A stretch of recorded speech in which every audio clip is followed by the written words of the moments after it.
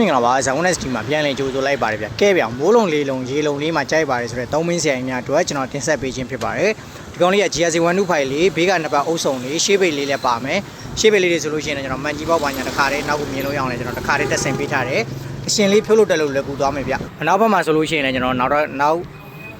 မန်ကြီးပေါက်လေးပါကျွန်တော်တစ်ခါတည်းထည့်ပေးထားတယ်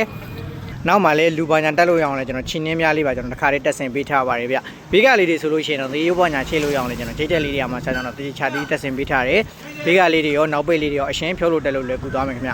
ပုံမှန်တိုင်းလေးပဲခိုင်းလေးကိုကျွန်တော်နှချောင်းနောက်အပြေးလေးတွားပေးထားတယ်အောက်ခံဟင်းလေးအောင်မှာကျွန်တော်ထူလေးနဲ့တေချာလေးတုံးပေးထားတယ်အရှိဘက်မှာလည်းကျွန်တော်ဂိုင်းပြူကျွန်းနဲ့ရင်းပြအောင်ကျွန်တော်အချိုလေးလည်းတေချာလေးချုပ်ပေးထားပါတယ်ဗျအောက်ဘက်မှာဆိုလို့ရှိရင်လည်းပူကန်တထက်လေးလည်းပါမယ်လေတောင်မိုးလေးနဲ့လုံးဝကိုလက်ကြည့်ကြမလို့တော့ကောင်းပါတယ်ခင်ဗျ